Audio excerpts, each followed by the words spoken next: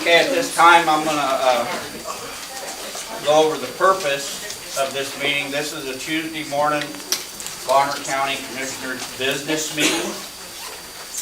My intent is the chair to conduct effective public meetings that accomplish the business of the county and limit potential liability.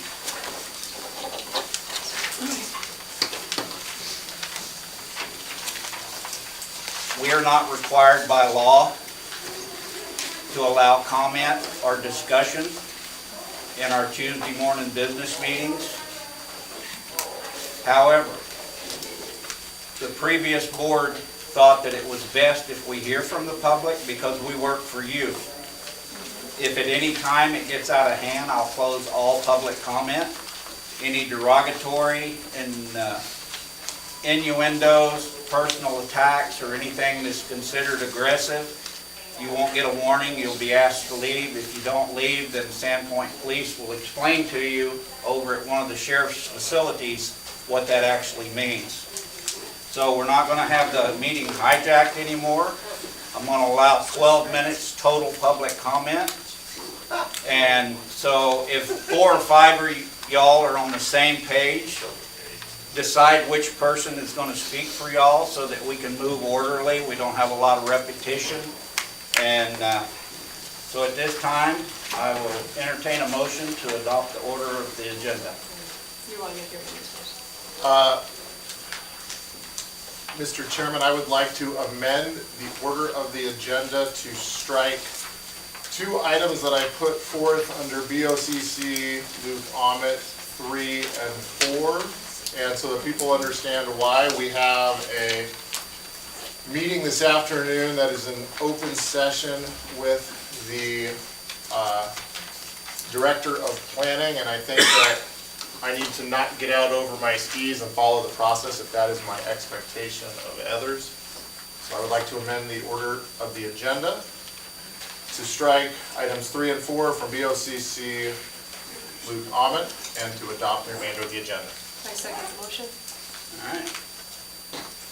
Motion passes. We have a first and a second to amend that. Can we vote, Mr. Chairman? Yep. All in favor? Aye. Aye. Motion passes. Now the order of agenda.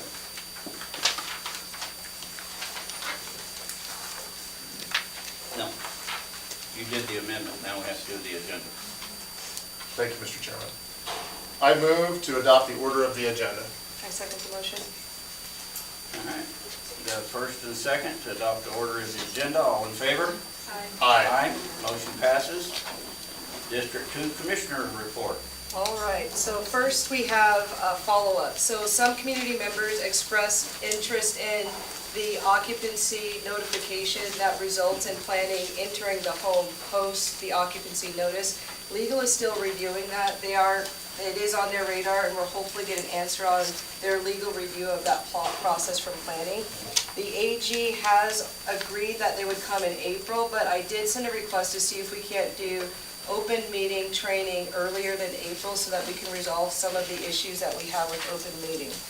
I got some community concerns from District 2. One of them was that the Bonner County B is indicating that they're not going to deliver to District 2 region. So since December, the deliveries have been spotty with it completely stopping in February. So some of the question from community members is if the county is paying to notice in the Bonner B, but they're not going to deliver to the area anymore, is there another option because that area is not heavy on internet? So I'm going to research what our options are with that. In that particular area, everybody does get that nickel ad, and so it might be something to consider, but that concern came to me today. So that has to be researched because we want to make sure that everybody is duly informed on what's going on. Another community question has come up as to how do we best include members of the community that are part of special interest groups where their group is doing a significant amount of research about topics that impact our county, but their opinion and information isn't being utilized, and or the person or persons don't feel like they're welcomed into the function of county business. I'm going to work on a strategy for inclusion for those people that have these groups so that we can make sure we're delivering clear, concise information to the county so that we can then make sure that we're including that resource. And that's a benefit to our county as a whole. It's not costly to our county to use the information that these agencies have. We have a lot of people focused on water. They have a lot of input on wetlands, on our waterway systems, and we need to make sure those persons feel welcomed. I did get a question about executive session, and I am going to remind people that Chapter 74, it's our rule on transparency. And one of the things that I spoke with legal about is when we do executive session, it is narrowly construed. It is not at the discretion of the board. It's to be very specific. The mere presence of legal does not constitute executive session. So one of the things that has to happen, for example, if we're going to talk about human resources, the reason that it goes in executive session is only what we're supposed to discuss at that point. But all the other issues related to human resources that don't fit personnel specific don't belong in executive session. That's an open dialogue in front of the public that should be occurring. We cannot use the idea of saying personnel and mention it. What we're supposed to do is segregate that piece off and talk about that only in executive session, but be transparent to the community. And we as a community have to keep striving for the correct use of executive session, because that's what leads to this increase of concern of trust in Bonner County government. So next, we continue to put forth a code of conduct policy that has been updated and approved by legal with a request for a workshop from some members of the board. I did ask HR to start that workshop, but it wasn't put in place because it was pushed back for some reason. That is going to take place because it was requested. There was no motion about a workshop. There was a motion to accept the policy as written, and that is what failed. The workshop should move forward so that we are ensuring that we're following code of conduct and transparency for the community. It is not the right of a board member to deny another board member's request for something. Over the last week, we had quite a few files that came up for planning. And one of the things I did was I called each of the agencies to either thank them for their comment or get more information from their comments. I'm going to meet with Fish and Game on this Friday to kind of go over their process. The goal is to encourage people to give us value information when we're sending these requests out, so that we can hold ourselves accountable as a board to include that information while also concurrently respecting the fact that members of agencies are taking the time to respond to our needs. If we don't show respect in that way, we're not going to get that information, and we need to. As taxpayers, we have paid for that service. They're willing to participate, and we need to open the door and allow them to give that comment. That doesn't necessarily mean we'll use it, but it definitely needs to be that we consider it. I can tell you that conversation with Fish and Game, they were very thankful for receiving a call to go over the letter that they had written on a particular file. And I think that's important for us to do, and as a community that wants to be more involved, you guys can definitely do that too. Reach out to the different areas of interest to ensure that we're eliciting the comments that help us with our comp plan. We don't want to close the door to agencies and that information.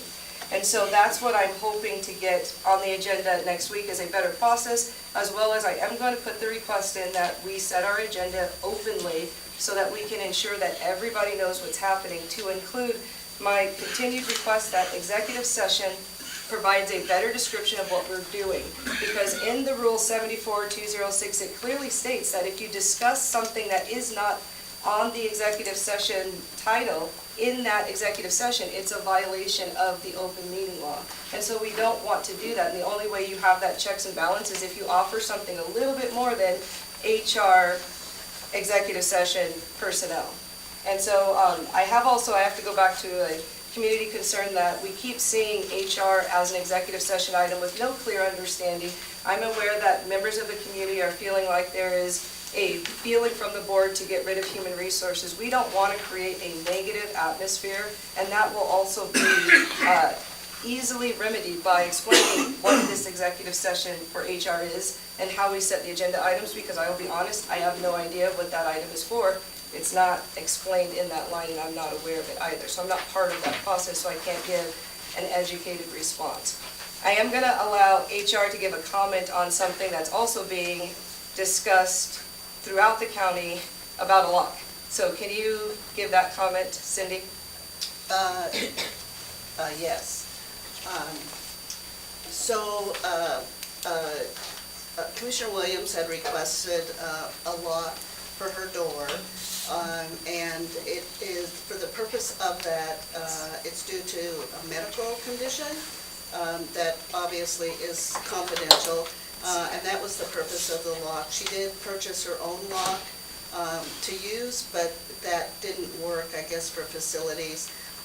And so they purchased their own. And so that's really, in a nutshell, about the lock. It was really for medical purposes, and that was it. Yeah, and so I have an allergy, and I had a reaction to something when I went in the next day. I had locked the door, but the door was open, and that was the best remedy that we could think of to not have an unnecessary exposure. There wasn't anything untoward about it. I did buy the lock myself, but it was a facility's decision to change it out.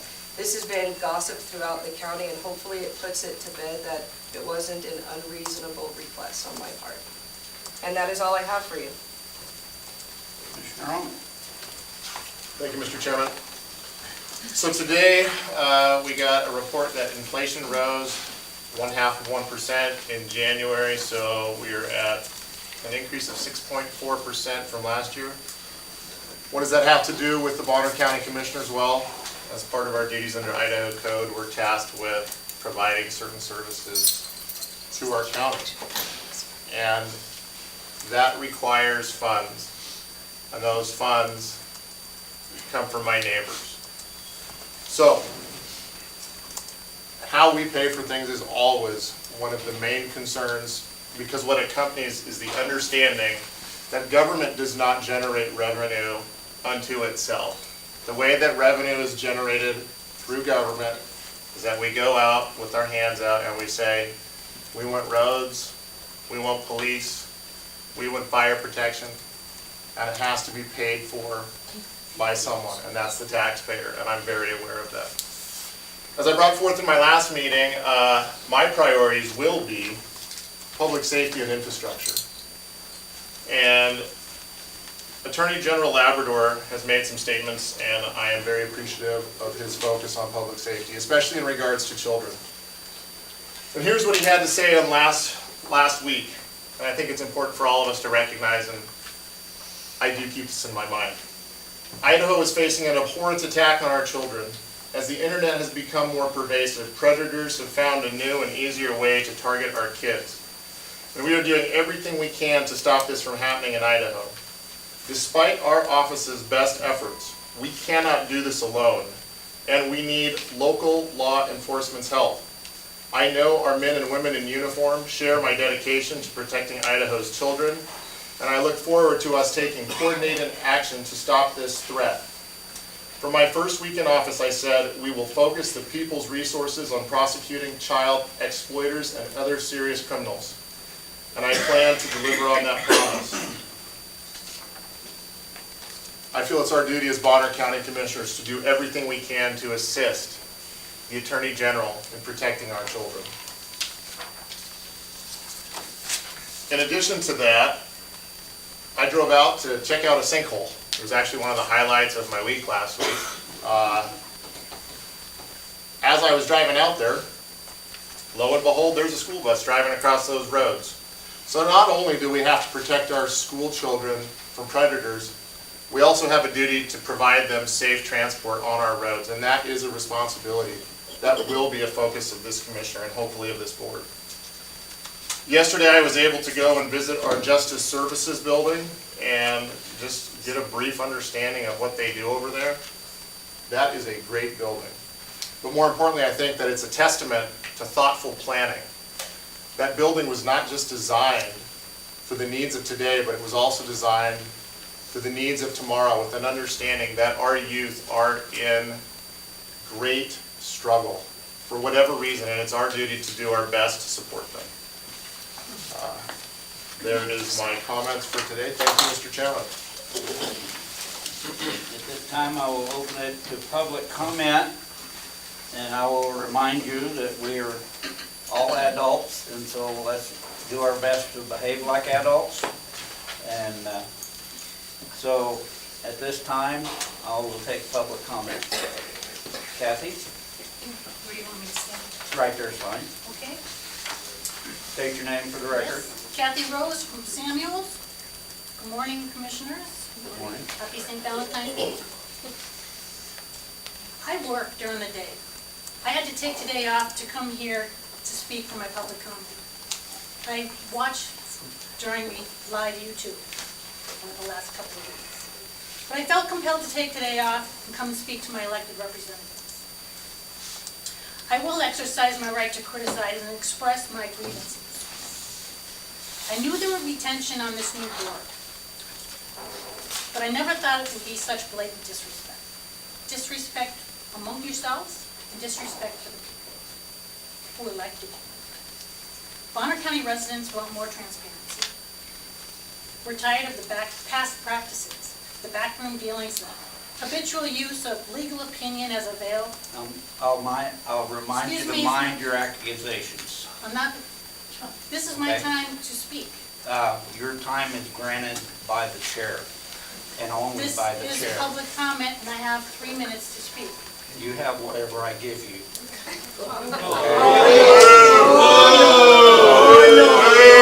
I can stop you at any time, and if you We don't accuse like somebody what we again, see. you will be done. Continue We on. don't want to be talked down to. We don't want the disparaging comments.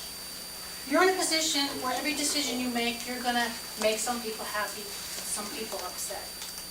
You're gonna get complaints. You're gonna get legal suits. If you can't deal with it, maybe this isn't the job for you. You're not our rulers, you're not our leaders. We're not peasants. The power rests in the people, and you're feeling that, and you don't like it. It's part of your job. Time to cowboy up, I guess. Thank you. Dan? Thank you. Mr. Commissioner, Board of Commissioners, Jim Rose for the record. I'm going to read Bonner County Ordinance Title 1200B as I have commented on it 3 weeks ago, and nothing has been done and no communication has been made to me. Public comment segment, 1200B. The purpose for the public comment segment, this is ordinance, this isn't, how do we say, discretionary, is of the Board of County Commissioners business meeting is to enable citizens with issues or concerns they wish to bring to the board's attention and afford an opportunity for consideration on a future agenda for possible board action. The board will not engage in dialogue with the presenter now during this session, but rather may choose to schedule the presenter's topic for board consideration at a future business meeting, which is on a Tuesday at 9 a.m. Questions may be directed to the individual board members for the purpose of clarifying issues or to obtain additional information for the purpose of scheduling the matter for a future business meeting.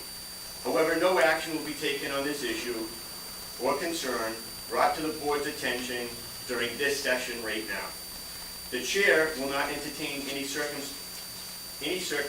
will not entertain under any circumstances comments derogatory in nature toward the board or any board member, staff member, elected official, or member of the public. If you recall, I've heard the words before this session started, lawful, moral, and just. And I believe they came from the chair, if I'm not misappropriating those comments. This is the process by which citizens are allowed to participate in setting the direction of government activities. Not allowing citizen participation may be the way it's been done before. However, in this want-to-know environment, that old way is not desirable. We have good suggestions. The process is neither liberal nor conservative, and we need a workshop to give them to you, so that from that workshop, we can bring those ideas to that agenda.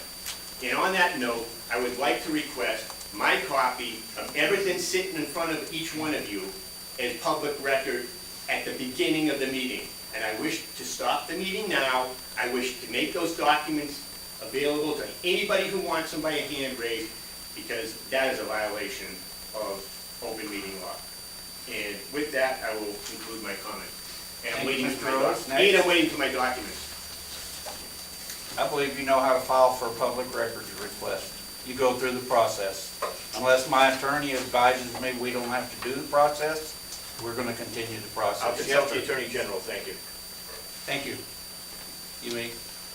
Jim Kelly, resident of Laclede, for the record. As I saw in the Zoom meeting from last week's meeting, 1 week ago today, Commissioner Ahmad, you entertained a motion to terminate the use of Zoom for future meetings, and Commissioner Bradshaw, I believe you stepped down from your role as the chair, and you seconded that motion. The two of you later voted for it. Commissioner Williams, thank you for being the voice of reason, you voted against it. The way I understood the comment from Commissioner Omot was that you met an executive session, that somehow there was a person unnamed who was expressing some kind of concern about not hearing something on Zoom due to technical difficulty, and that would result in a lawsuit. Well, if you're basing your decisions on the fear of a lawsuit, I guarantee you never get anything done. I spent 35 years in law enforcement. I was constantly threatened with lawsuits. I was even sued on a number of occasions. That happens. And if I based my decisions on whether I'd be sued or not, I probably never would have gotten out of that patrol car to do anything. I would have been frozen in position. But I knew that as long as I acted legally, morally, within department policy, that even if I was sued, I could successfully defend myself. And I think I would speak for a lot of people in this room, if you were sued because someone missed something on YouTube or on Zoom, I'm pretty sure I would be glad to get up and testify in your behalf. And if you're concerned about someone not hearing something, I have a couple of suggestions. One is you separately audio tape this every board commissioner meeting. If someone misses something, they complain about it, invite them into the commissioner's office, let them hear the portion they missed on the audio. And if you want to take it one step further, if you could do a transcript of each meeting based on the audio, and that way anybody who threatened to sue because they missed something, they could either hear it on the audio and or see it in writing. So I ask that you keep Zoom. I use Zoom. That's how I watch the meetings. I have an appointment this morning at 10. I can't stay for a whole meeting. I watch all the commissioner meetings on Zoom. That's how I get my information. And I would ask you, please, Commissioner Ahmad, I'm asking you personally, please resubmit your motion or create a new motion to keep Zoom, to let the residents and the business owners of this county be able to communicate with the board directly when they can't physically be present, and even if they don't want to communicate with you directly, at least be able to see firsthand the account of what happened at each commissioner meeting and not read the report of it in the newspaper. So I ask you to do that, Commissioner Ahmad, please.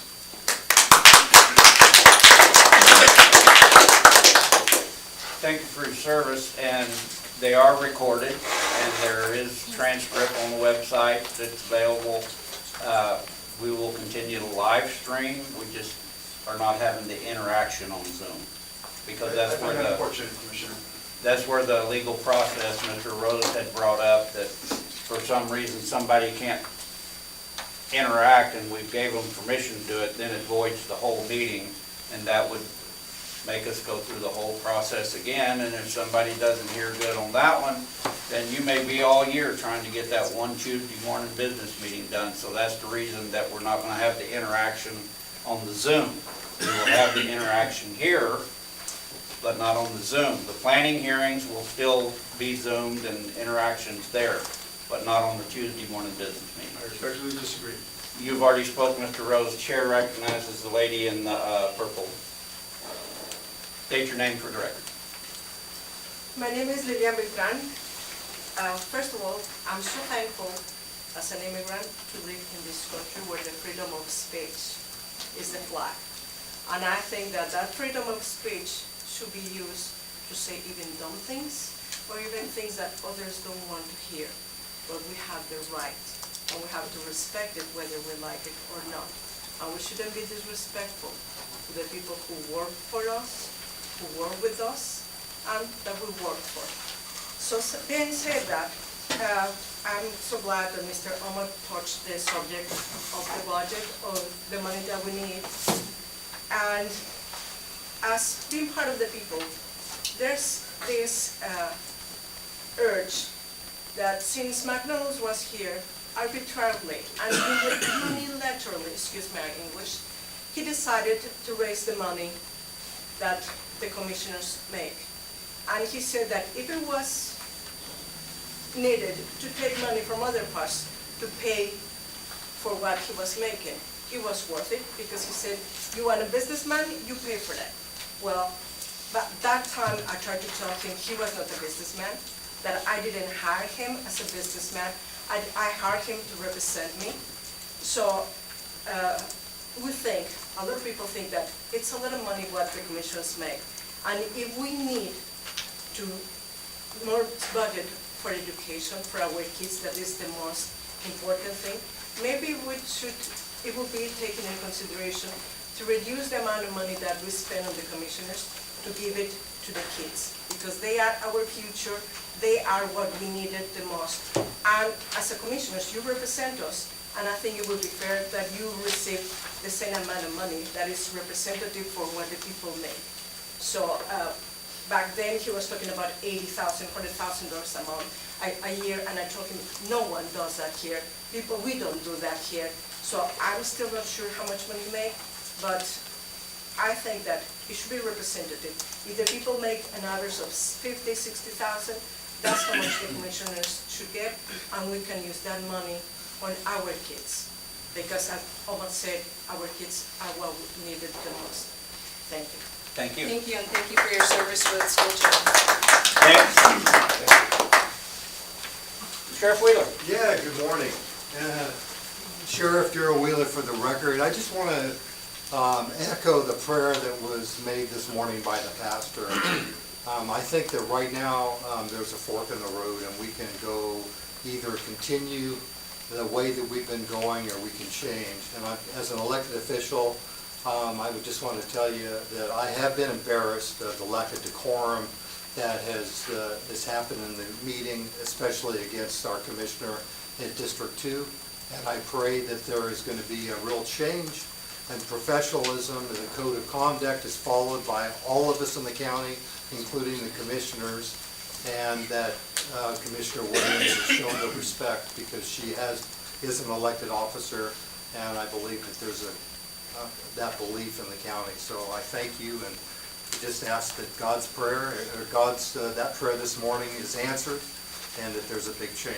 And thank you, and appreciate the work you do.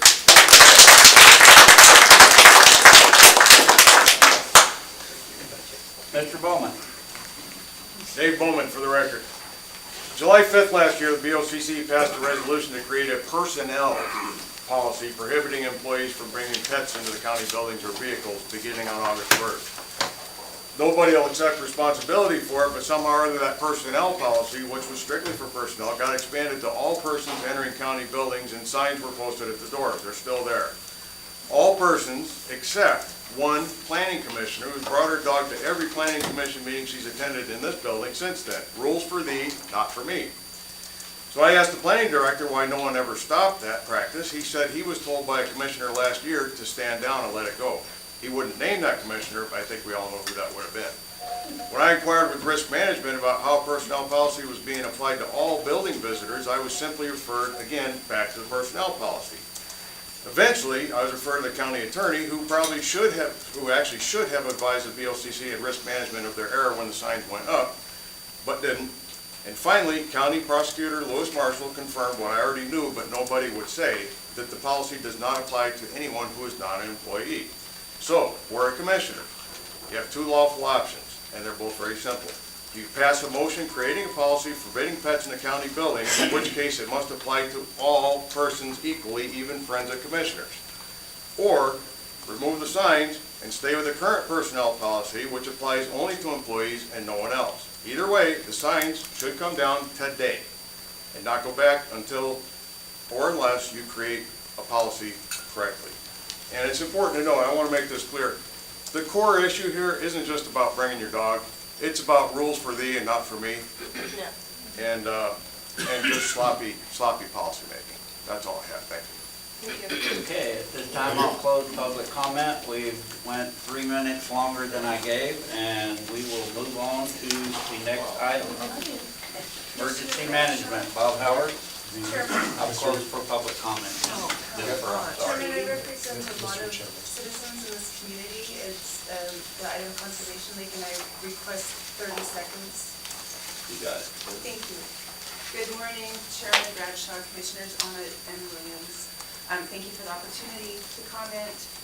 As I said, my name is Jennifer Extra, member for the Idaho Conservation League, and I'm so glad to be able to address you this morning. I want to thank Commissioner Williams for her spot-on comments about inclusivity and openness in county government. And I'm simply here to ask you, on behalf of our members in Bonner County, that you reinstate the Zoom option so that the public and myself can participate in your meetings when circumstances preclude us from participating in person. Thank you. Thank you. Consent agenda. Mr. Chairman, based on the information before us, I move to approve the consent agenda as presented. I second the motion. All right. Public comment to the agenda. Let me read them off to you. Sure. Thanks. Okay. Facilities, is heater over in jail, over in the jail generator room was $6,375. Road and bridge with grader bits for $45,598. Road and bridge truck repairs to one of the big trucks, $12,043.53. Road and bridge traffic counters and from Corral Sales Company, $7,121. Thank you. You're welcome. So, all in favor? Aye. Aye. Motion passes. Emergency management.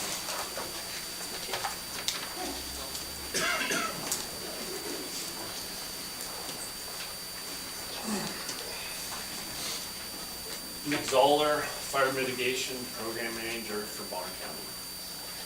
The attached contract is between Bonner County and Idaho Grinding Industries LLC to provide project work for the treatment and/or removal of hazardous wildland fuels at locations in compliance with specifications for the bonfire program. There will be no county match as this contract will be funded from Idaho Department of Lands grant. I'd recommend the Board of County Commissioners accept and assign the contract for professional services between Bonner County and Idaho Grinding Industries. All right. I make a motion to approve and sign the contract for hazardous fuels treatment between Bonner County and Idaho Grinding Industries LLC for project work on the bonfire program funded by the Idaho Department of Lands grant with no county match.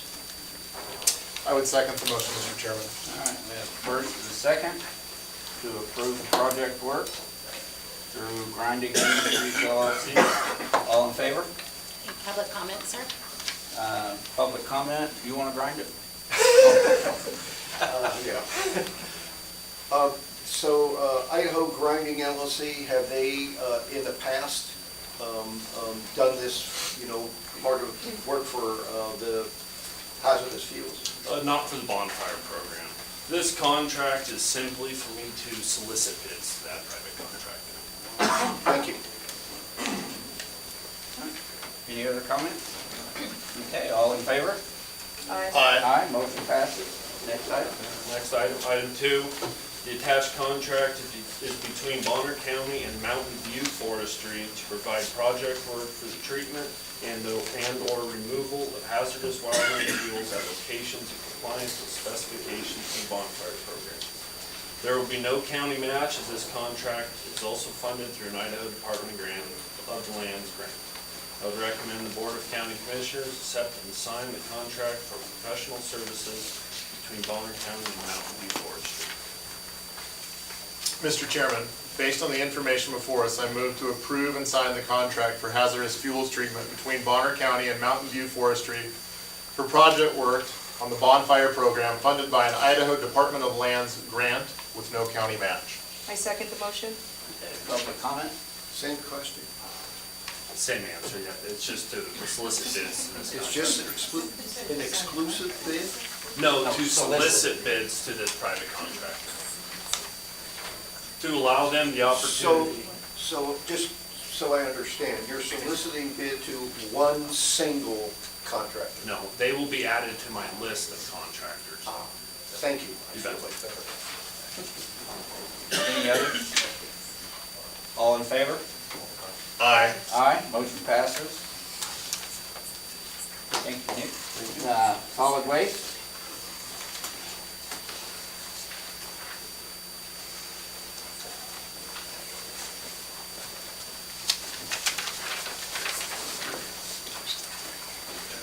Morning, Nick. Good morning, sir. Spencer Ferguson, Engineering Department, on behalf of Solid Waste. On September 14th, 2021, the Bonner County Board of Commissioners retained the service of Great West Engineering for the purpose of designing and preparing project documents for the Solid Waste Facilities Improvements Project. On August 1st, the BOCC opened the bids for the project, which were ultimately rejected due to high cost. Following the initial bid, Great West has reduced the project scope and revised the project documents in order to obtain bids that more closely match our project budget. The revised project documents and drawings have been completed, and Solid Waste would like to move forward with bidding the project again. Great West has prepared the attached invitation to bid with the intent of advertising February 24th and March 30th this year. Sealed bids will be received by the County Commissioner's Office until 10 a.m. March 24th. This project is funded by the USD RD loan approved by the BOCC on June 1st, 2021. I move to authorize Solid Waste to re-advertise for bids for the Solid Waste Facilities Improvements Project. I further authorize the chairman to sign administrative leave. Mr. Chairman, I would second that motion. All right, public comment? Okay, we have a first and second to move forward with that item. All in favor? Aye, motion passes. Human Resources.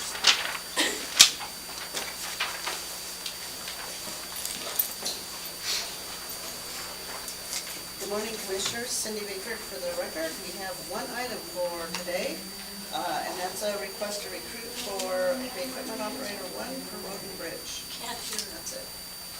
Are we gonna can you speak up, please? Yeah, I can do it again. We have one position for today.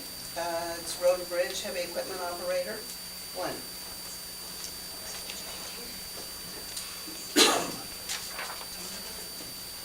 Mr. Chairman, I hereby make the following motion. Based on the information before us, I move to approve commencing with approval of the following vacated positions. Road and Bridge Heavy Equipment Operator 1. I second the motion. Okay, we have a first and second. Public comment?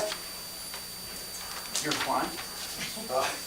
So is this a new position, or is this a vacated one? Vacated. Vacated. Thank you. All in, yes, ma'am. Quick question, are we not live streaming? I'm new to this, so. It's on YouTube. We just don't need the screens for that, only Okay, for Zoom. perfect, thank you. Okay. Mr. Chairman, I'm looking at the agenda that's put out on the website. Only the item she spoke on. Correct. So can I speak? Yes. And on that agenda, it says Human Resources request to recruit one position, which doesn't leave a lot for the public to understand what that's about until they get here or they're listening onto Zoom, which they can't. And now that they can't and they're not here, they have no idea what that position would be. However, in the meeting packet that I did get from Commissioner Williams, it states that it is Equipment Operator 1, request for a vacated position, and it gives a whole lot more. Secondly, by putting that same piece that's on the piece of paper you have that none of us have, you're advertising for the job. It serves two purposes. One, it tells us what you're talking about, and two, it tells the whole public, if you're interested in a job, here it is. So why can't we do it? We have to approve filling it before we post it. Just a thought. Okay, thank you. All in If favor? you discuss it here in the meeting, it should be there on the, Mr. Rose? on the notice. Mr. Rhodes? I think I answered your question. So, all in favor? Aye. Aye, motion passes. BOCC, Ms. Williams. Thank you, sir. So this issue is regarding Zoom use. So concern is risk for 1, litigation resulting in technology failure.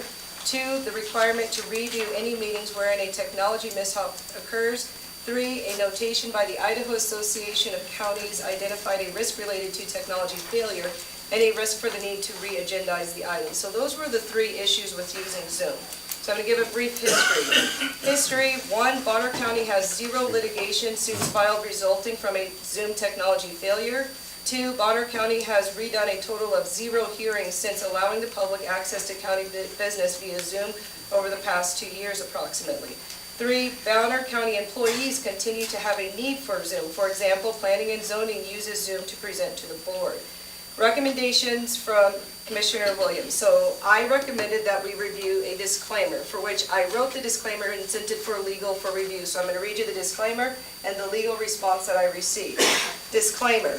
Use of the Zoom link is not intended as a substitute for in-person or written participation in the proceedings of county business. It is possible to have technology issues with the Zoom link to include, but not limited to, difficulty hearing and being heard. If you have information to communicate to the county, please come in person or send your information in writing. The county cannot assure that the information will be received via Zoom. Use of Zoom is at the risk of the user. Technology failure will not result in the county re-agendizing and/or accepting post-deadline information on any given item or issue. In-person attendance is recommended. I sent this to Bill Wilson, and his response was, that is a very well-written and would definitely reduce the risk. I've brought up with using Zoom. As I said in exec session earlier this week, if you guys chose to go in this direction, we could do our best to work around the risk. However, it is impossible to know for certain what a court would do when faced with the issue. So I still believe that the safest thing to do is to stop using Zoom entirely. The point that I'm going to focus on is that the disclaimer was identified to reduce the risk. So, my rationale, Title I County Operations, Chapter 1, 130. The Board of County Commissioners adopts a policy of non-discrimination on the basis of disability. Subsection B, it is this policy of the county that with reasonable accommodation, all programs and activities shall be accessible to and usable by qualified persons with disabilities. I want to give a definition of accommodation, which says a convenient arrangement, a settlement, a compromise. Title I, Chapter 2, 1-200. The chapter is enacted for the purpose of establishing a regular meeting schedule for Bonner County Board of Commissioners in order that the board activities can be carried out with greater public participation and awareness, Ordinance 192. So I'm going to define these terms because it's part of the foundation of my argument. Greater is of an extent, amount, or intensity considerably above normal or average. Participation, the action of taking part in something, and I'm going to stress the word action. Awareness, knowledge, or perception.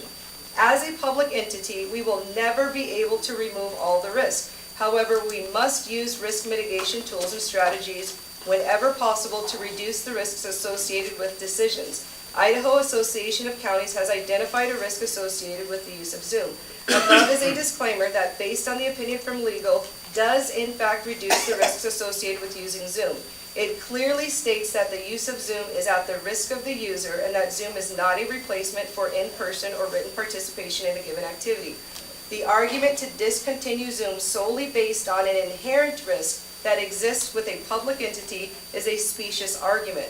When one reviews the code and the ordinance of the state of Idaho and Bonner County, it is clear that the law requires that we're using the imminent nature, which we find when we're looking at executive session as an example. It doesn't say we can go into executive session if we fear it, it has to be imminent. I also want to stress that YouTube actually serves to disenfranchise the public because the requirement is greater participation. Using YouTube actually limits participation, therefore we're going the wrong direction of what our current policy says. In order to participate, it is an action. To sit and watch on YouTube is passive. So we need to review the risk, make a clear decision that it does in fact mitigate it, and then address the issues moving forward. We don't make a decision. To argue the case in the manner that we are, it doesn't make sense. We have a greater risk with all of you coming to this building than using Zoom. That is a greater inherent risk. And so my argument is very clearly documented. It does reduce the risk, and I actually am going to argue that if we fail to reinstate Zoom today, because that's what's on the agenda, we are disenfranchising disabled people that we have an obligation to accommodate, and we are also not following our own code to increase greater participation in public business. So that is the argument that I'm making for reinstatement of Zoom, and it has already gone through legal as a disclaimer that does in fact reduce the risks associated.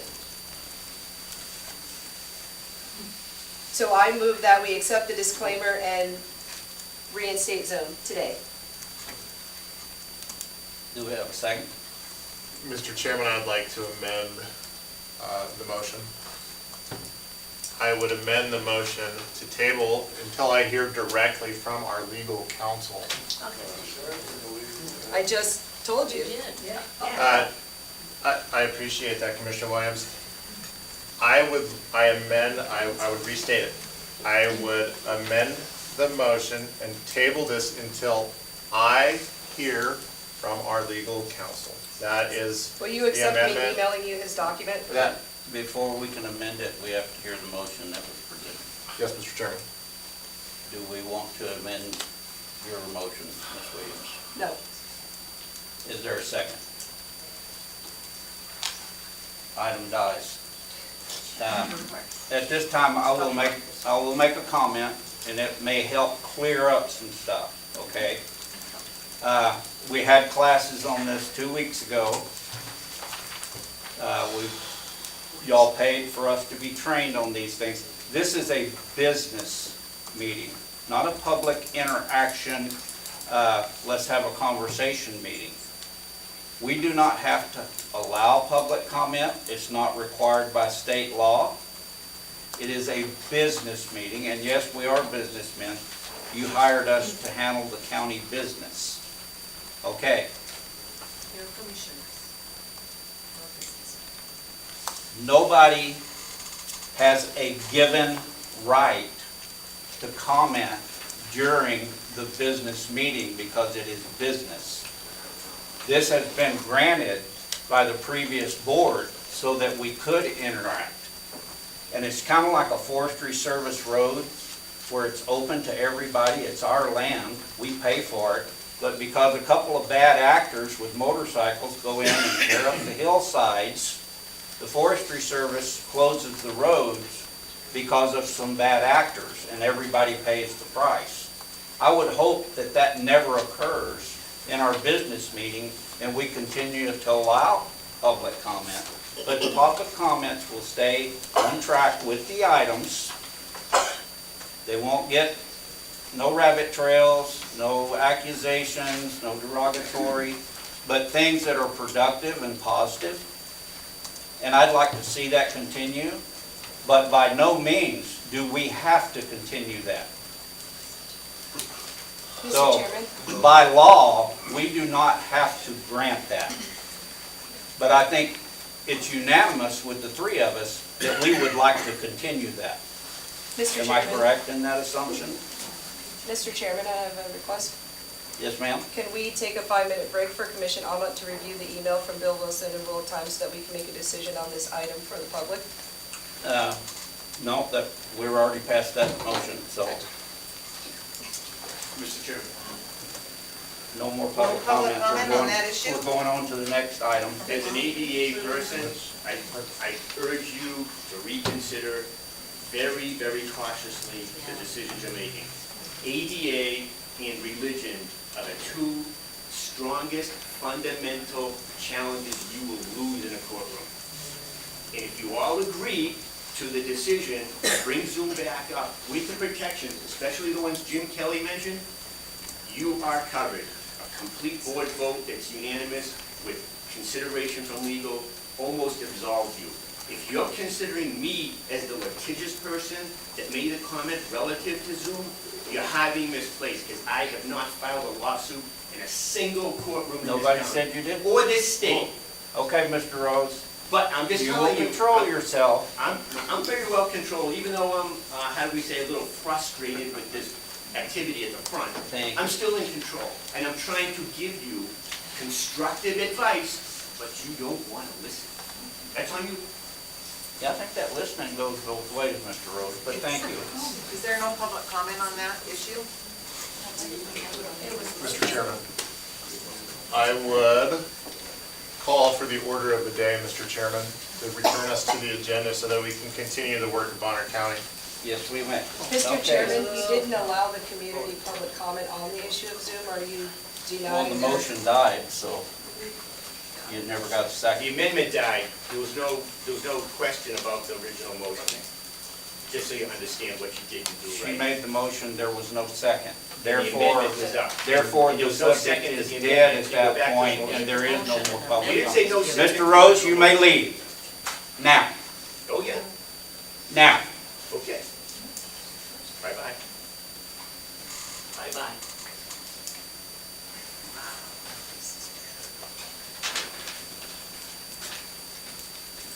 Don't force my hand. Believe it. Isn't that what you want to control that too? No more public comment, that motion died. We're going on to the next item. Ms. Williams, your second item?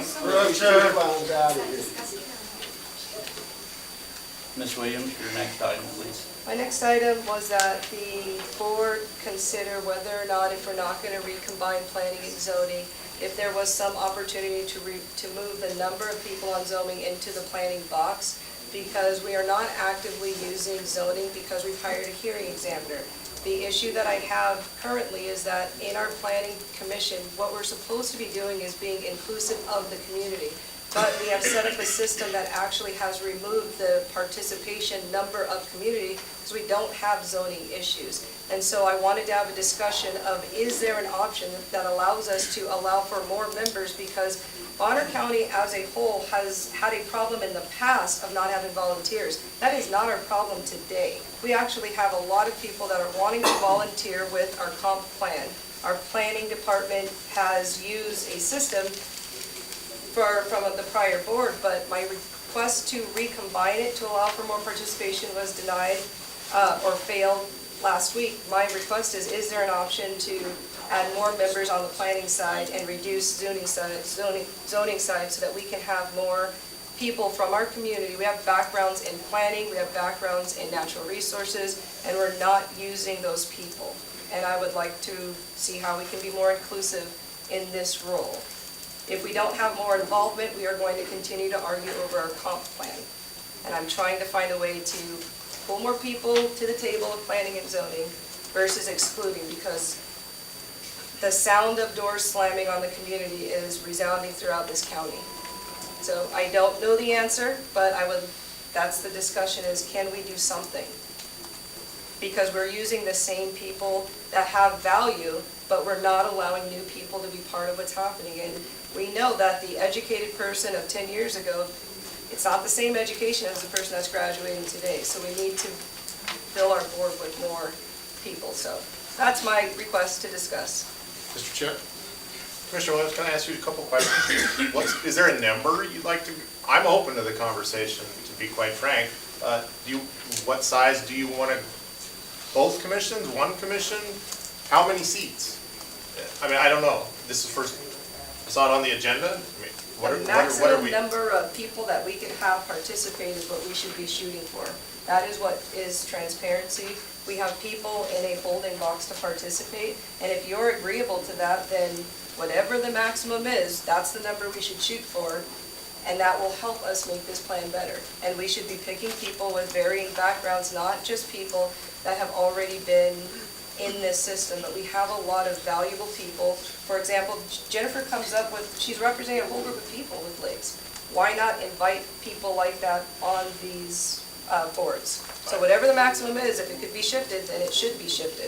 I think that's an excellent point, Commissioner Williams, and I'm open to the conversation. So I guess part of my question is, I'm not prepared to do that right now today. How do we go about it so we have a conversation and we actually engage with the existing boards that we have? And so, yeah. So are you suggesting that today we just expand?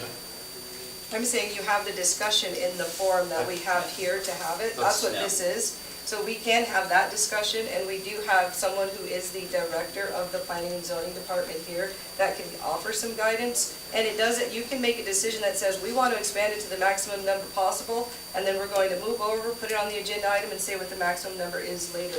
We don't have, we don't have to ask permission from the current planning and zoning board, can we expand it? If there is an expansion opportunity, we should just expand it, because there are a number of people in this room who have asked to sit on this board.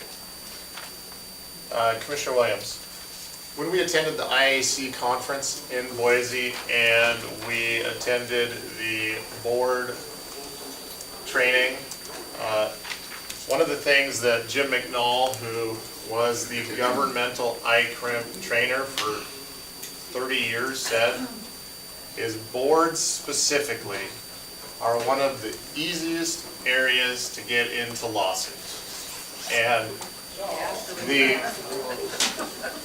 so I would like to try to avoid, I am super open to the idea of expanding, but I'm not super open to the idea of expanding so that we can have more lawsuits. And there was a couple of very clear points that were made by Mr. McNall, and some of them were, one of the most important features of a board is for it to function effectively, which I will reference. So what is the, for all boards, I'm not sure what you're asking for today.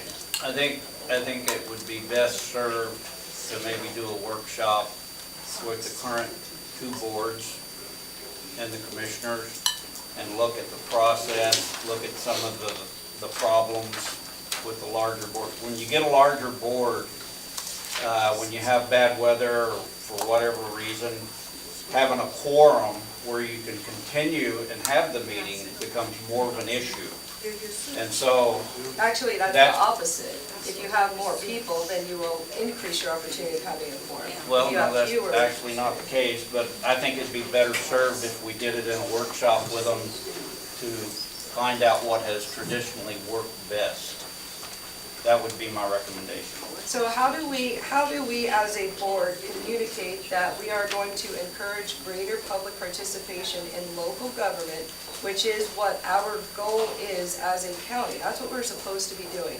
And so when we come as a board in front of the public and tell them, I want to ask the people that are already on the board if they want to accept new people, that is not increasing greater participation in what we're doing. And that's where we can potentially be opening ourselves up for more tension within our own community by not opening the doors, accepting public comment, being okay. Freedom of speech is not for the speech that Hey, we we're off agree with. track. It's only for that which we don't agree with, basically, to ensure that people are here. So how does a decision to table, again, a form of participation benefit our community and follow our tenet of increasing participation? It's almost like we're trying to wear the community down so they just stop caring and stop coming. And I think that's going the opposite direction. So I would request that we can say, if there's a possibility that that's what this board will do and it comes back on the agenda, and we actually task the resource to say, what is the maximum number we could shift, and just do it. Mr. Chairman, I'm prepared to make a motion. Mr. Chairman, I move that we schedule a workshop so that we can have this conversation with the appropriate departments, and so that we recognize that in accordance with Title 31 and Chapter 8 of state law, which says the general powers and duties, the boards of county commissioners in their respective counties shall have jurisdiction and power under such limitations and restrictions as are prescribed by law, so that we can do so in the manner that best serves our constituents. Mr. Chairman. We have a second? I will step down from the chair and second that motion. Public comment? Yes, ma'am. Lydia Beltran again. I'm here just to remind three things. When the meeting started, we have a feast. mentioning the word of Okay, God. I don't want to interrupt you, but once a motion's made, then any comment has to be directed Yeah, that's towards what- that motion. That's where I'm going. Okay. So one of the things you mentioned was the word of God, respectful, equality and all that. Well, we haven't seen that. We haven't seen the mutual respect among you and to us. The other thing is what we've seen, it's a lot of unilaterally decisions. And when the three of you were in your campaigns, with each one, you for governor and you for commissioners, the things that you have in common and the people supported you was participation. You had the flag of participation. You promised to be different than the prior people. And you have the union, which we haven't had it, and respect. We're not seeing respect to us. You're not, by being unilateral in your decisions on the boards, of not using the people, because there are a lot of valuable people, of not using the Zoom. You're putting a line there. You are still the mafia of McDonald's there, and we are just watching. So I'm here to remind you, you promised transparency and you promised participation. And up to right now, I haven't seen none of it. You're putting rocks to avoid the participation. I know the Zoom thing is gone, yeah, well, it should be back, because like in this case, there's a lot of people, very valuable engineers, human resources, accountants, that could be doing volunteer work to help. And you said, we are not going to be able to do our job by ourselves. We will need the participation of the people. Ms. Williams is proposing to let the people participate, to let the valuable people to be part of it, to help, to make a brainstorm, and you're not allowing that. By not allowing the Zoom, you're not allowing people to participate. Maybe I have COVID here, but I'm here because I want to participate, I want to hear. This is the cases where the Zoom will be needed, because people with COVID that is very interested could be here. So those are the things that you're not doing. Transparency and participation, and the word of God, where you say, we're going to be equal, we're not going to be the same me, like McDonald's did. Just a reminder, the three of you had the votes of the people because you promised to be different. And there's been the same lack of respect. And she's a woman, she's part of our community, she's representing us. And she deserves to be taken in consideration, to be respected, and not be treated like, oh, it is not important. And we, the people, we're very I'm going to valuable. go ahead and stop you now because we kind of went a different direction. Mr. Arn, the issue of the number of people on the commission only. Only comment I'm going to entertain. Okay, and we seem to have a fear of litigation, which is kind of what we're talking about here. Too many people on the board who have, I don't think the problem is litigation. I think Jim Kelly put his finger right on it. I think the problem is that you're not winning your litigation, and it's because you're not complying with the law, the letter of the law, or the spirit of the law. So by allowing people to talk and to communicate and following the law, you're probably going to win the litigation. Litigation is going to happen regardless. What you need to do is win the litigation by complying with the law, spirit, and the letter of the law. Thank you. Asia, have you considered the possibility of utilizing the volunteers as a subcommittee to the commission? That is my backup plan if I can't get it to work. There's a lot of people that have asked if you would run a planning kind of side by side. It would allow for expansion and contraction as the volunteers came and went. And they would do the legwork that the commission could then decide. And they also, we discussed in the background also going through it and identifying those persons that volunteered on those sub areas to make sure that they are pulled into the process, as well as the different kind of grassroots groups that have been focused on our development. In an ideal world, we would welcome the community on the board we've created before we run parallel to it, and that was my hope, was to get a consistent consensus from this board to move in that direction. And if that does not work, then that is my suggestion of work in the background and then have that spokesperson that then is presenting at the planning commissions. But it's not, we shouldn't have to do that.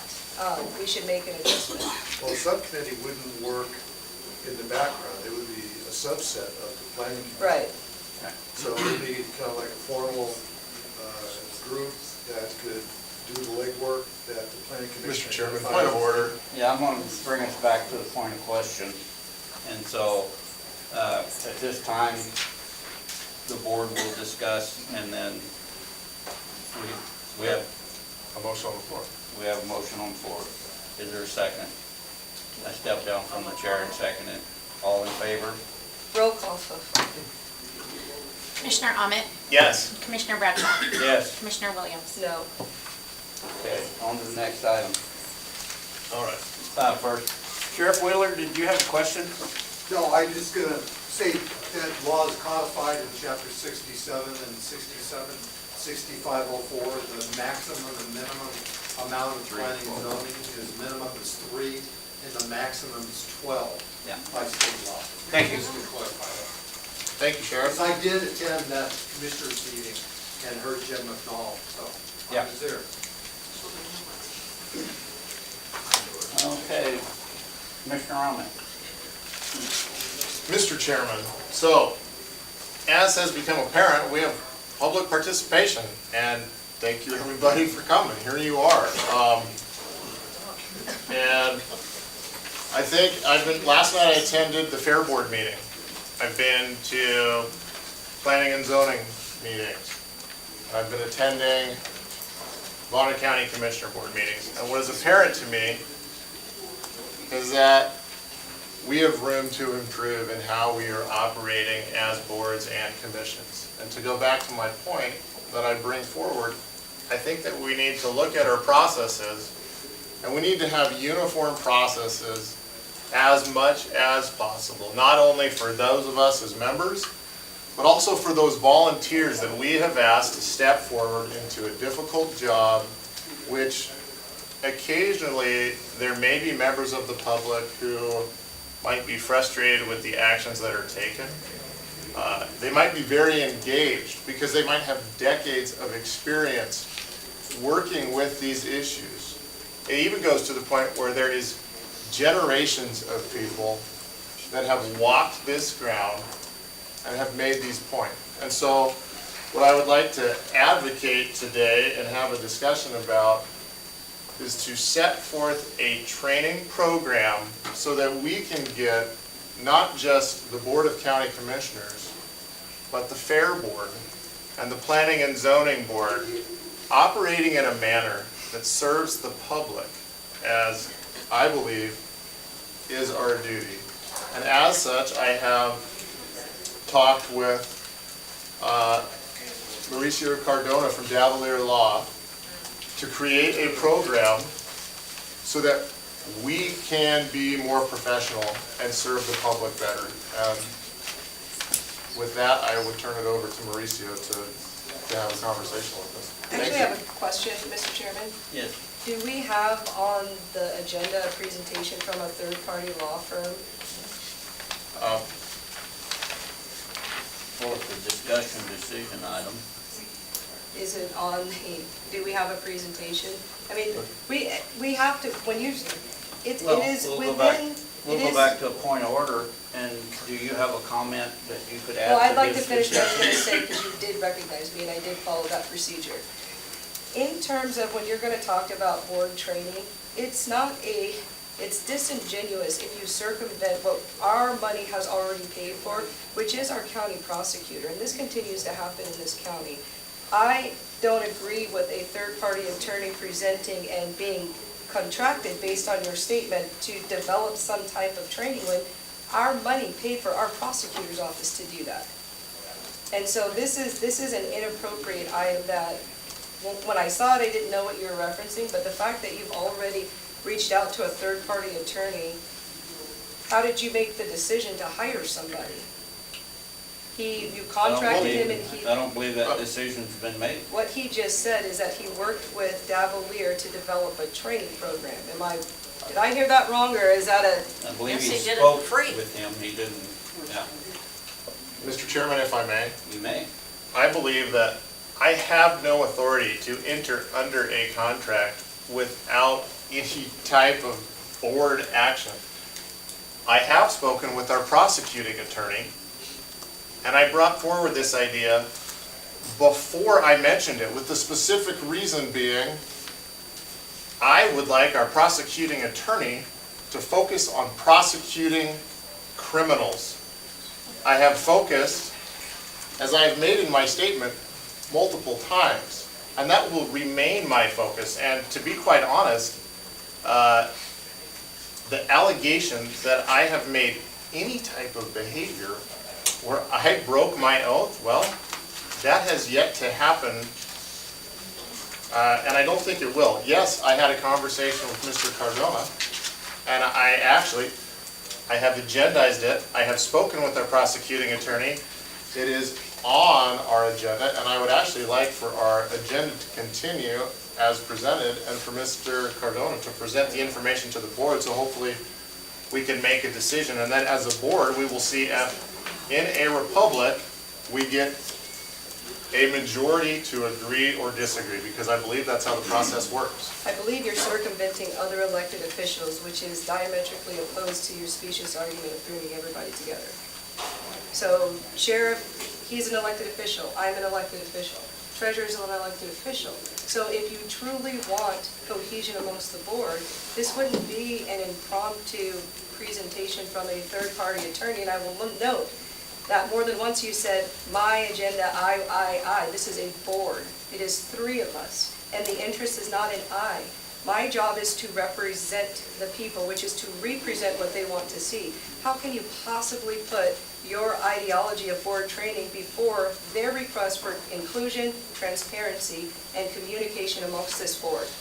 So it's a wasted effort to even talk about this idea of training with a third party, because that is our prosecutor, and quite frankly, if he can't fulfill that function, they need to know that, because we're elected officials. Mr. Chairman, may I respond?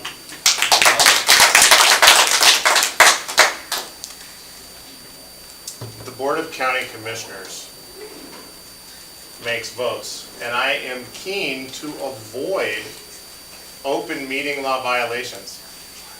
I believe that we've had a policy before us twice so far talking about open meeting violations. I believe that this morning that there were allegations of open meeting law violations. And yes, I personally am trying to avoid open meeting law violations, which is why I have not discussed this with Chairman Bradshaw, and I have not discussed this with you, Commissioner Williams, because I have this crazy idea that if I do, I'm violating open meeting law violations, which is why I have presented it in an open meeting, why I have asked Mr. Cardona to make that presentation, so then as a board, we can make the determination of what we are going to do. I do not speak for Chairman Bradshaw. I'm pretty sure I don't speak for you.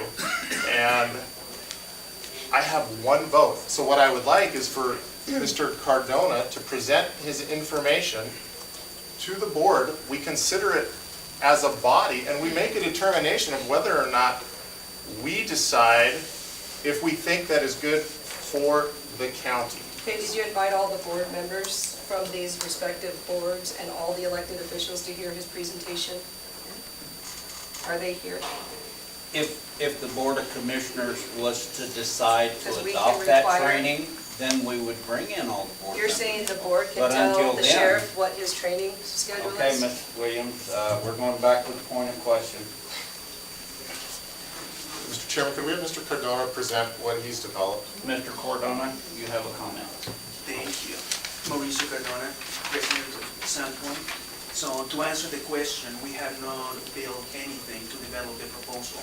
This is just a proposal to develop the training.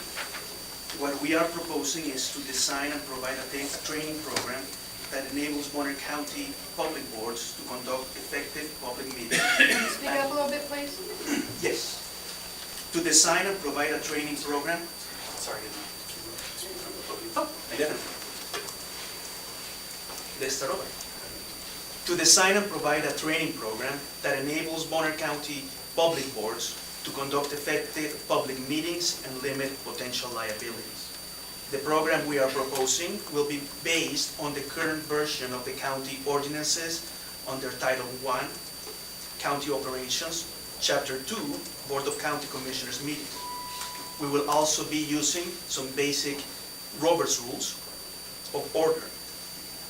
Then, once we develop the program, we'll be getting feedback and direction from the Board of County Commissioners for any further implementation should that be desired.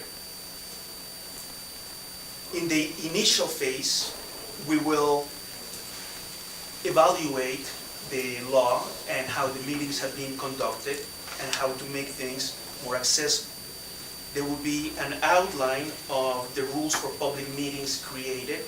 This will be a simple reference guide of the rules drafted to be published for the public so that both the public officials and the public are aware of what the rules of the meetings are. There will also be a concise explanation of the authorities that are granted to the chair of each one of the boards and a flow chart so that the public knows in what step of the process we are. All of this is created to allow for more efficiency of the communications. We will also offer to train a selected staff person to be a parliamentarian for the meetings so that there is a neutral party who is able to answer procedural questions. Part of the training will also involve role-playing exercises to cement the understanding of the just discussed deliverables. At the end of this first phase of the training, we will come back to the board and see if there are any desired changes to the way our ordinances are currently amended. And if so, we will provide a report to the elected prosecutor for their opinion. That will then go to the board. Once we finish that stage and we have the full feedback of the commissioners, we will go into full deployment. That will be getting a list of the other boards within the county that the county commissioners would like to go through a similar process. At the end of that, we will be developing the same kind of deliverables so that they can be published by those particular boards, specifying the rules, the procedures, and a flow chart to help everybody participate effectively. That is what we are proposing to develop for the county commissioners. How much? Yeah. Of course. Where's it stop? So I want to make a comment. So it is the obligation of these board members to understand how to run their meeting, not at the cost of taxpayer money. And if they don't know how to do that, that is independent research that they should be conducting on their own dime, not on county money. What I am hearing is an attempt to circumvent who we elected as our prosecutor in that office. They are not our human resources department. They are not our county prosecutor. We need to restore the order and respect elected officials for the positions that they hold and stop looking to outside agencies to fulfill that gap. If we, for example, have an issue with being able to conduct the meeting correctly, if we can't remember when we're supposed to say public comment first, second, and motion, that is an independent thing that if somebody wants to go and hire their own attorney on their own money, not using my money, and I sure am not going to support that from the perspective of Bonner County residents, because you didn't elect the right person if that's what your money's being spent on. As we listen to people talk about the needs of our children, I am not in support of hiring something when your money is already paying for the man outside of this building right now to do absolutely everything that was just described. It is not a genuine request for training. It is a way to undermine those who are elected. And that has been the problem in this county for years, and we need to stop that right now. At the cost, you don't need to tell these people the meeting, you told them they can't say anything anywhere. So what is the rule? What are we gonna write? Here's where you cannot speak over and over again? No. Maybe if we were gonna let them say something once or twice for more than 12 minutes, but no. You guys keep slamming the door on the community and then thinking that this board, because they're going to vote together, controls you. It only works if you comply. Whether you're a taxpayer or an employee in this county building. Mr. Chairman, I'm prepared to make a motion. Public comment? No. Mr. Chairman, I'm prepared to make. You all know? Excuse me, Chair recognizes Commissioner Ahmed at this time. Be respectful of that. Mr. Chairman, I make a motion to engage Davalier Law to design and provide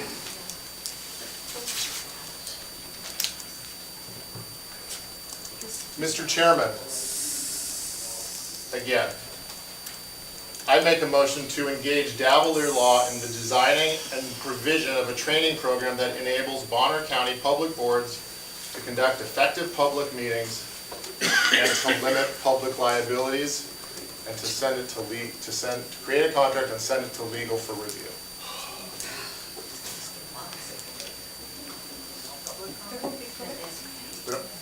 He doesn't remember to step down, second the motion, so you guys can talk. Do we have a second?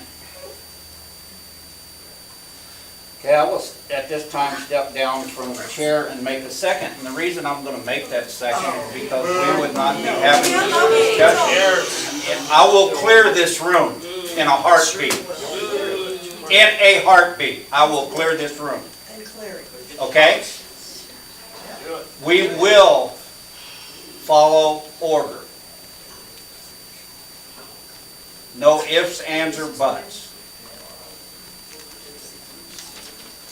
We good with that? No. Well, then you may leave if you wish. But at this moment, I'm going to speak. Had all three commissioners went to the training that you paid for, this would not be an issue. So at this time, I will step down from the chair and second that. And then he can propose what he proposes. Legal can look at it. Then it'll come back forward. And we'll decide. Mr. Chairman, I would like to address your comment. But it's costing my money. And I would like to address your comment, so I want to be clear. Mr. Chairman, point of order. Point of order doesn't give you the opportunity to tell me I can't speak, so I'm going to push No, it through doesn't, this. but okay, a point I'm of going to order. call to the point of question then. So, I attended the annual conference for which wasn't reimbursed. Did you sign up for a mentor, either of you, in the IAC? I signed up for a mentor. I've attended more courses from the Idaho Association of County. So the comment of Mr. Bradshaw saying that we all could have attended, I've attended more than he has. I participated with Mr. Government Chairman. Finance Really? Office. Mr. Chairman, Really? I would, Mr. I've been going Chairman, for 4 years. I don't know, Mr. Chairman. and you still can't get a meeting. Mr. Chairman, I would call a point of order. There is a motion on the floor, and there has been a second. We would go into discussion afterwards, according to procedure, and I think this kind of proves the reason why I believe that we should be doing so. It's incendiary comments that make people have to push their agenda through. That's what you're doing. You continue to push these people out, we can't be held to following the rules that you guys will not follow. That's how it works. Mr. Chairman, we have a motion, we have a second. I believe that according to the rules, according to our ordinances, that we have a process. And last time I checked, this is a republic.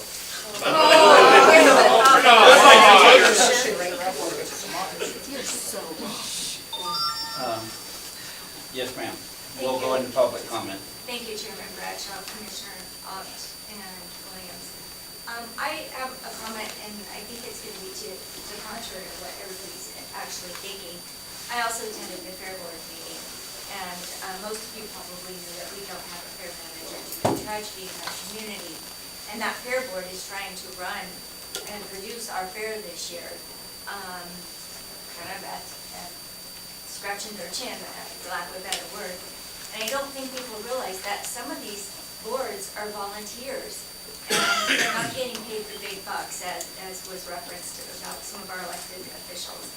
And so a training like this could prove to be invaluable. And so Commissioner Williams, while I agree with you that elected officials and so forth don't necessarily deserve, or whatever term you might be thinking, this additional paid training, we have some volunteer boards that are taking on some very big jobs in our community and really probably could use a little more help. And volunteers are very underrated in so many capacities and so many jobs in our communities. Couldn't be done as well or at all without the help of volunteers. You look at our schools, you look at fire departments, you look at our fair boards. I could go on and on. We have so many wonderful volunteers. And quite frankly, they're doing jobs the very best they can without the training that they probably need.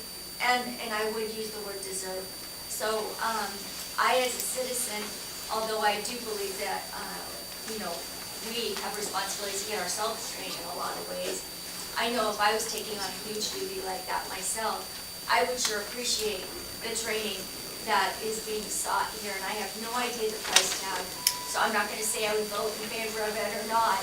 I'm not one to sign blank checks, but I would entertain a motion, and I would ask that you reconsider your position to at least entertain what that might look like, and let the prosecutor do what he was trained to do, and that is prosecute these cases that are bombarding our community and causing havoc on our communities and crime, because I believe that is really what the prosecutor does, and leave this kind of work to somebody that might be able to be consulted. And let's just evaluate what that might look like.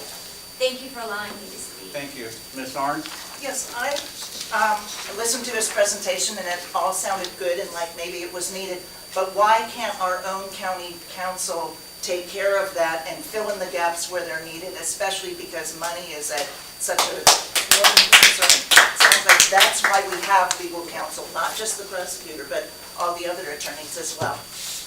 Doug? Patterson for the record. Yes, I listened to the presentation from Gab Davalier, and every other line seemed to be another dollar bill figure coming in.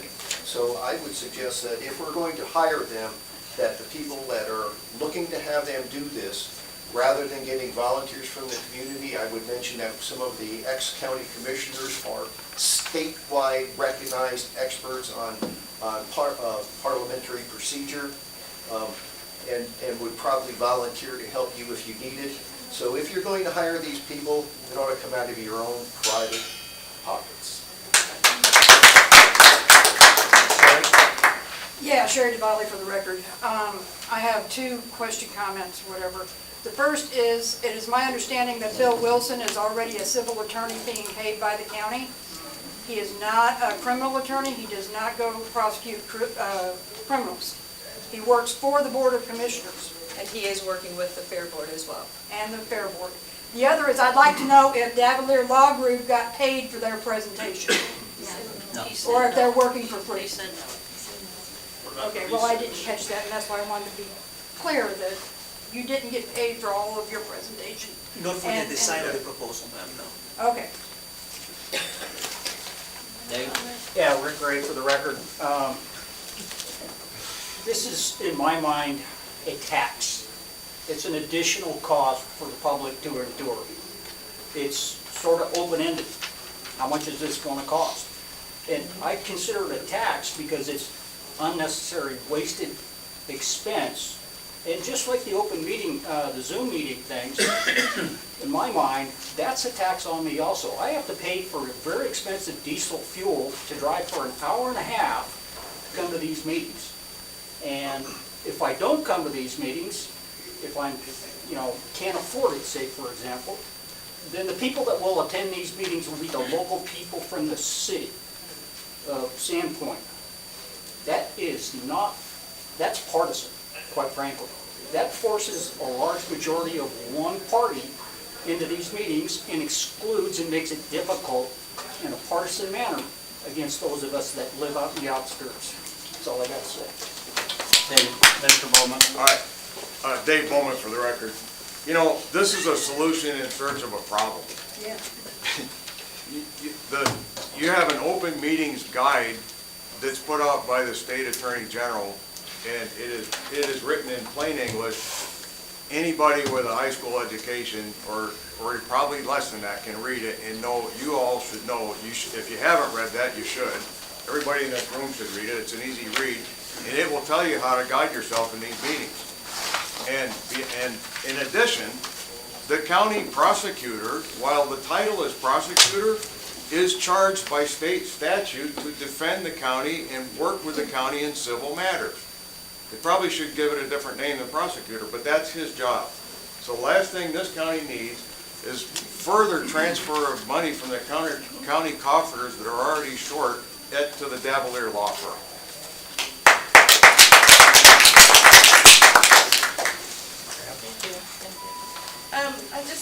I find it ironic that Commissioner Omat, in the beginning of the meeting, you mentioned the 6% inflation and that, you know, anything, it's your responsibility collectively to manage our budget. And 6% inflation to me means we need to cut somewhere, not add another expense that could be accounted for with resources that are already on payroll or perhaps free resources. And so I object. I don't see the logic in trying to hire an outside firm to do something that can be done within the county. Okay, for clarity, the motion is to allow him to make a proposal as to what that class would look like, whether or not it would have a fee, or if he's doing it pro bono, we don't know until we get a proposal. He charges nothing to give a proposal. And that's what the question is. Do we want to look at that? So. No, that's not what he said. He said hire. He said put a contract together. If we like the proposal that they bring forward after legal reviews. Yes, ma'am. Real quick, Monica Gunner. I was on the Fair Board for 22 years, and I'm really sorry what happened out there. But we worked together wonderfully. We had a Fair Board. We made the fairs go. It all worked, and they've gone through some real crap this year, but it has nothing to do with the Fair Board. The Fair Board's taken they're doing what they can to put on the fair this year through a horrible tragedy that happened. But we worked together as a Fair Board. We didn't do this. We worked together, we discussed, we smiled, we were happy, we had public input, and I was on it for 22 years. This did not happen at the Fair Board. So to say that the Fair Board needs to go through Robert's Rules of Orders and start all over, no, they just need to work together and enjoy each other's company and make the business of our county happen. We don't need to pay a lawyer. We don't need to pay, we just need to get along. And we have Robert's Rules of Orders. We know how to run this. These guys need to make it happen, not these guys. Grant? I just wanted to read Idaho Code 31-2604, a portion of it that says, it is the duty of the prosecuting attorney. Number 3 is, there's several items there. Number 3 is to give advice to the board of county commissioners and to other public officers of this county when requested in all public matters arising in the conduct of public business trusted to the care of such officers. So I would just suggest that perhaps if we're going to make an invitation to an outside counsel, we also extend that same invitation to our own prosecuting attorney to do that for us.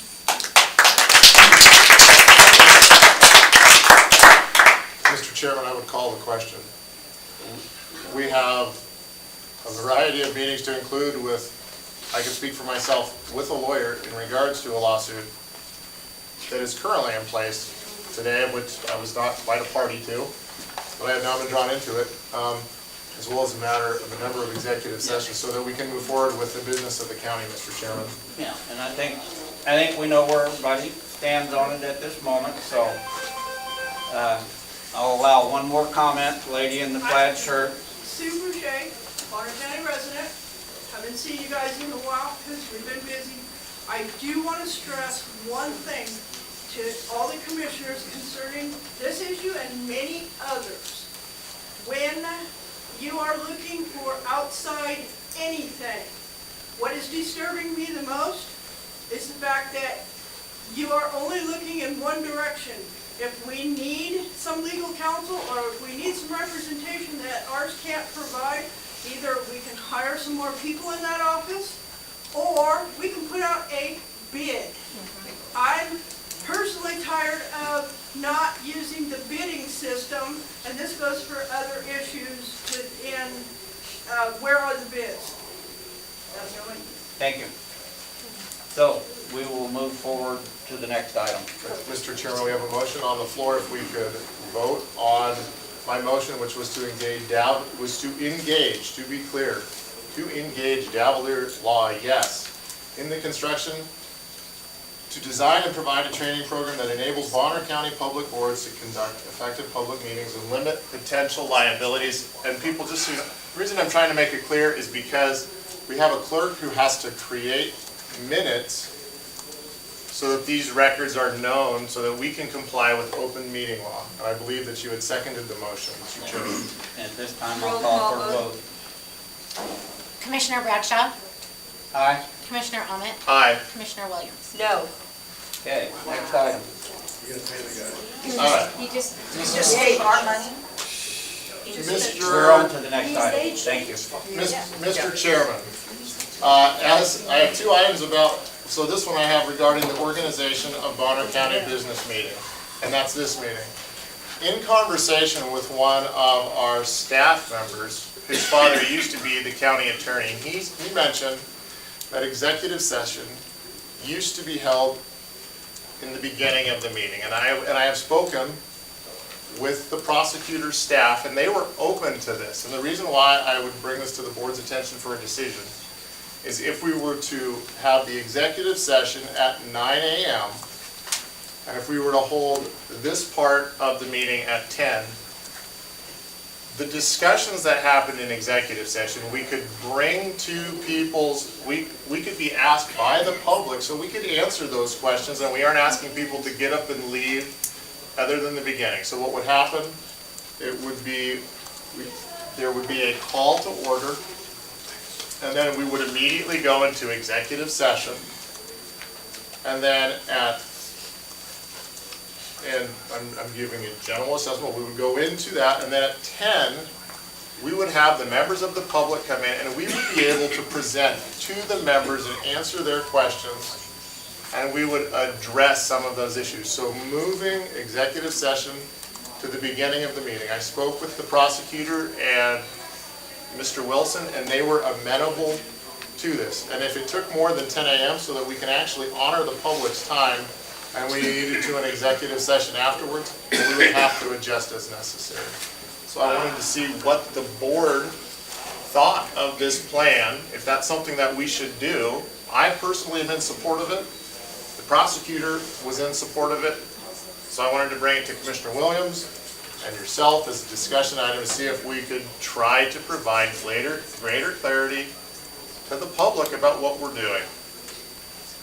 So I'll give a comment on this. So I don't really care where executive session sits. What I have an issue with is this is not to occur without the public. What's supposed to happen is we talk about, for example, there's a comment here that says HR personnel, and then discussing human resources, which is vague. If we're going to discuss things other than a specific personnel item, that's what goes in executive session, but the other part is open to the public.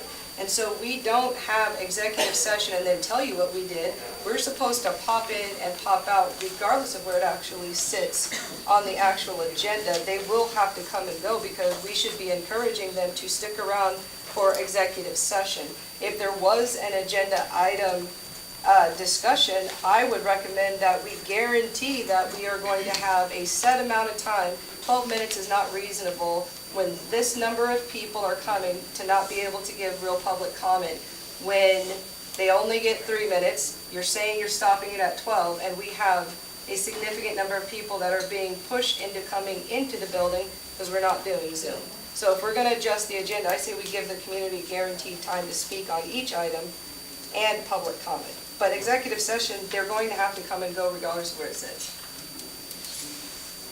So are you, I'm not, If you want it at the Oh. beginning, fine, but I'm still gonna tell everybody, you need to be here at 9, because we have to pop in and out of executive session. That's the way you're supposed to run the meeting.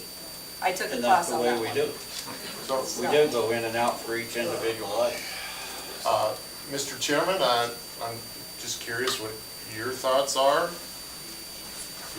It's our call as a board as to how we run this meeting, so Mr. Marshall is out there, I believe, waiting at some point for our executive sessions, but that's what I had to bring forward. Well, I make a motion that we include giving a set amount of time for the public to give a comment, not that we That's stop not it. the question that's up. Well, I'm amending his amendment, which you can do.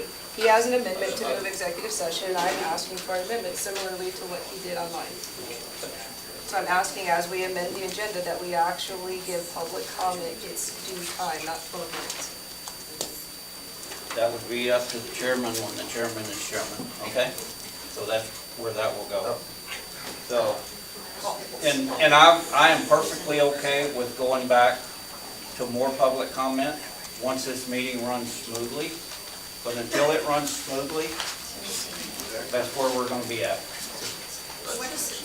So, What does it mean? so the motion is Well, on the floor.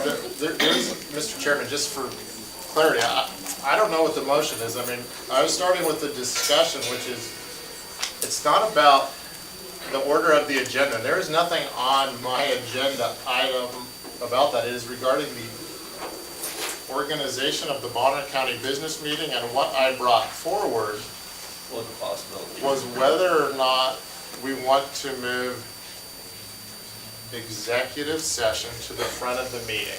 Now, there isn't a motion on the floor, so Commissioner Williams, if you'd like to make a motion, I'm happy to hear it, but I'm not sure exactly what the motion is. So, I mean, at this point, I was just bringing, I don't see the difference, so I don't, whether it's at the beginning or at the end, the community has to go and come for executive session. So I don't understand what you're asking for, so I don't have a reason to make a motion. So you might ask the chairman if he can make a motion for you somehow. I was looking to have a conversation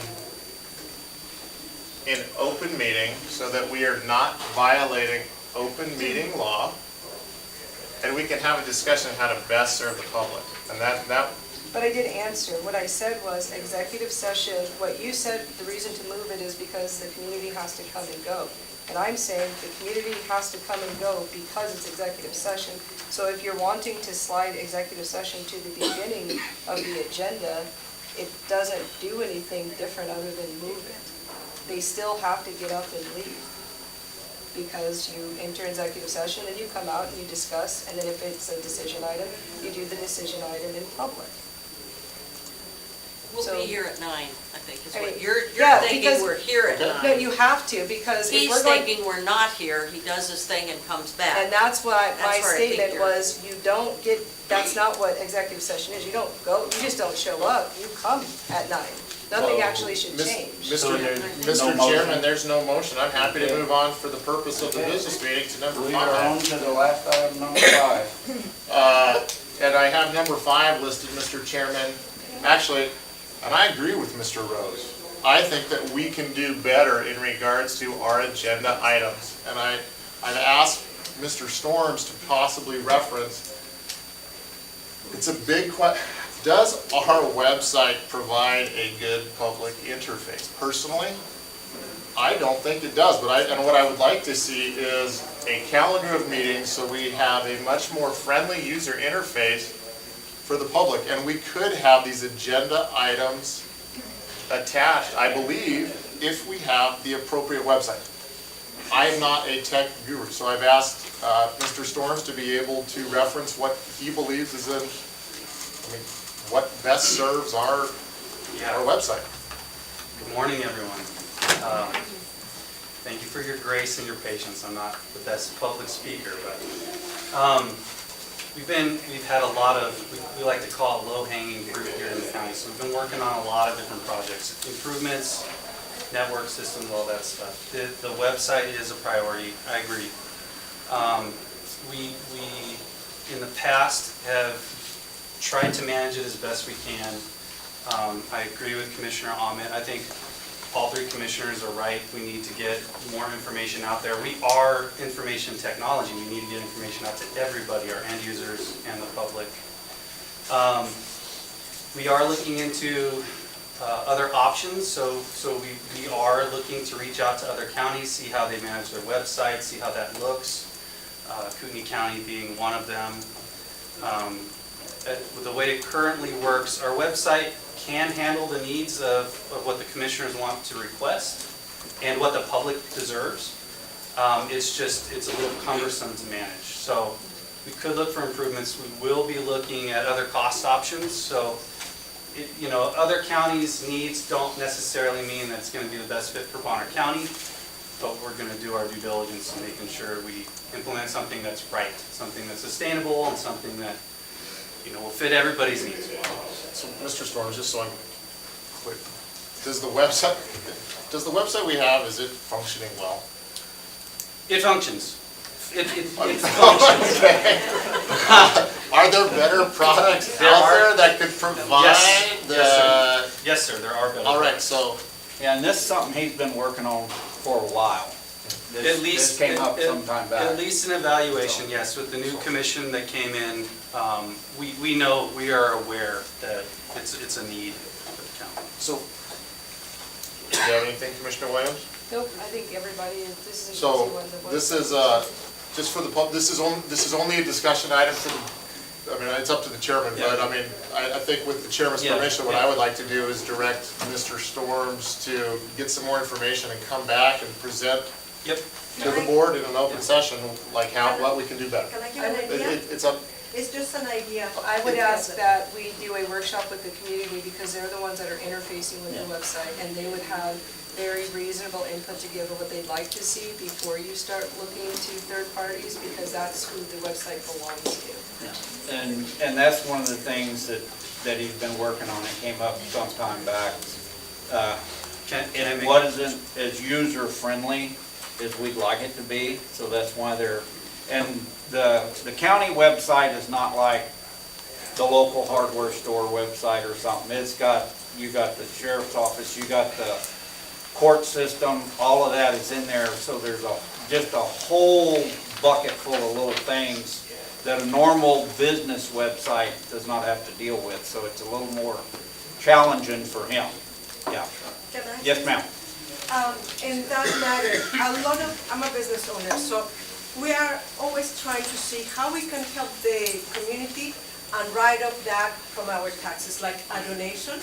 So, yes, our website needs improvement, and we could see the possibility of talk to the companies because we have people here who do our websites, who see if they can donate the website to us. That way, it will be a good publicity for the business who does it. They can write it off as a donation, and it won't cost one dime to the county. So it will be a win-win for everybody, a win-win for us, a win-win for the website, and for the business who does that as a donation.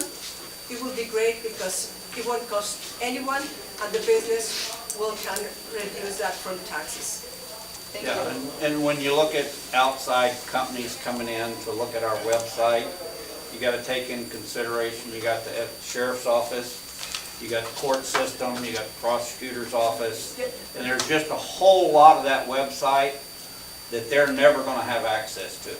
No, but they can. But they could have ideals. They can use it. And you never know where the next great ideal's coming from. Can I have a point of clarification? Yes, ma'am. I think we're talking about a website, not sheriff's specific information. So I don't think Well, I'm just talking about the challenges that an outside company would have because they can't have access to it. Can I make a comment real quick? Please. I just wanted to address, we have been working with departments as we can. So I'll just put this out there. We've been working hard on trying to get something for the planning department as far as like a customer service portal. So things can be done online. People don't have to come in, that kind of thing. And we've ran into some roadblocks, but that's the way it is with technology in and of itself. We do have systems here that, like Commissioner Bradshaw says, we'll have to integrate into the website, so we have to do a lot of research in how that's going to work. Reaching out to some local businesses, I think Coachava might be one. It could be something that we do, see how they can possibly help Bonner County. There's a lot of different routes we can go, but you know, we're optimistic and we like to dive into whatever we're learning, so it's the fun part of the job.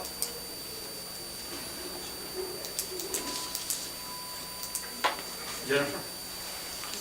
Thank you, Chairman.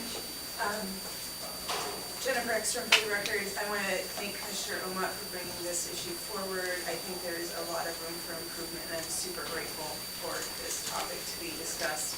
I just wanted to make a simple suggestion that it sounds like there's a lot of technical details to work through on these various layers of the website, and I might recommend a tiered approach where maybe more quickly there could be a reorganization of the various department meetings and agendas and minutes so that they're easily found and accessible before getting into like the higher function interface and that sort of thing. Thank you.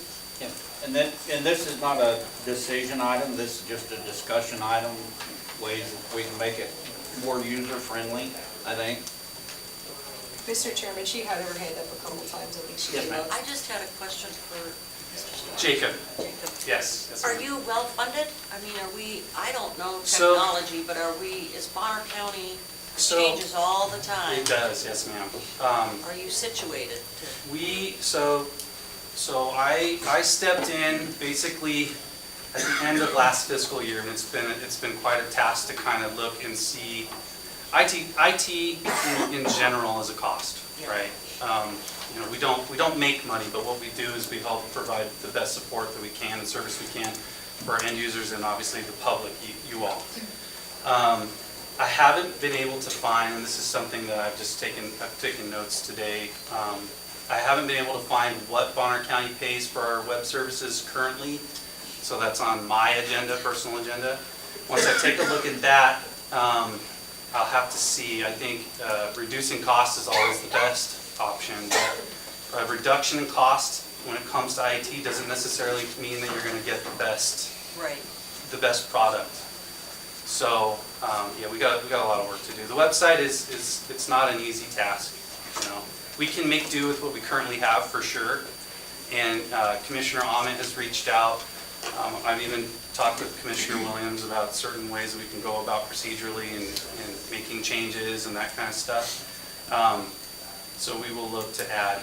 And I got thrown into the website when I stepped in, and I've had the benefit of working with some knowledgeable people who have already been familiar with our website. But yeah.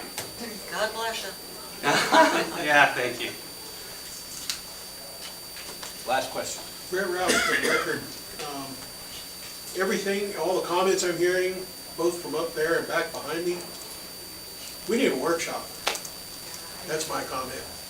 There's a lot more discussion that still needs to go on. There's a lady back there with her hands up for a long time. Just had a question. Why couldn't we reach out to, say, NIC, WSU, Gonzaga? Yeah, we totally can do that. I'm sorry to cut you off. Yep. Yeah, if one of their, some of their students would want to do a website for Yes. class, and it would be free. The main thing that we've researched is, so colleges, non-governmental entities, the website services that we use would not necessarily or may not be compliant. So we tend to look towards other governmental entities, local. I mean, you know, like I was saying, I went to Idaho Operations of Emergency Management probably 6 months ago, and met a lot of people from Ada County. Other IT professionals that were doing this thing have gone through all this. So they're good resources for us to see like how we can compare. Obviously, we're not Ada County, but we don't have the budget that Ada County does. But we can at least see how they're doing things, and that tends to be the reason why we look towards more local government services.